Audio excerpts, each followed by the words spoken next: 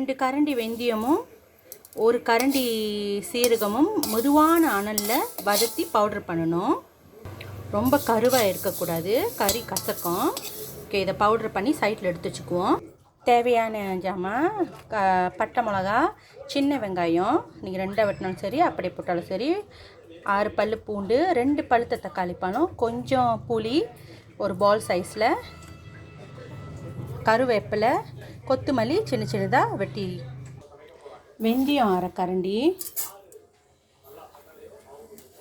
ஒரு 1/2 கரண்டி. ரொம்ப நேரம் வேகக்கூடாது, கருவுன்னா கறி கசக்கும்.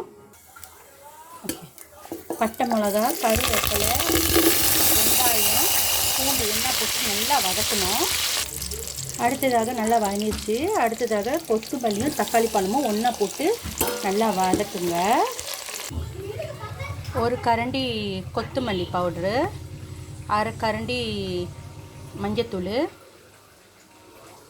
2 கரண்டி மீன் கறித்தூள், 1 கரண்டி பட்டை மிளகாத்தூள்,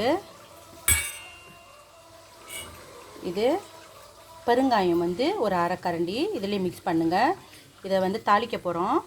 நல்லா வதங்கிருச்சு. இதில் இந்த மிக்ஸ் பண்ண பவுடரை நல்லா வதக்க போகிறோம்.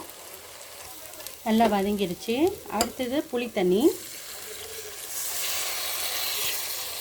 ஊற்றி தேவையான அளவு கொஞ்சம் தண்ணி ஊற்றி நல்லா கொதிய விடுங்க.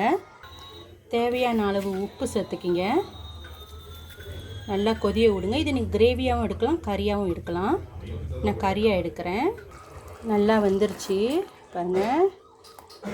அடுத்ததாக நம்ம அரைச்சி வச்ச இதை இப்போ போட போகிறோம். ரொம்ப நேரம் வேகக்கூடாது, 1 நிமிஷம் கிண்டிட்டு அடைச்சிட வேண்டி தான். அதோடு சேர்த்து கொஞ்சம் கொத்தமல்லி. ஓகே, நல்லா வந்துருச்சு பாருங்கள். Happy try.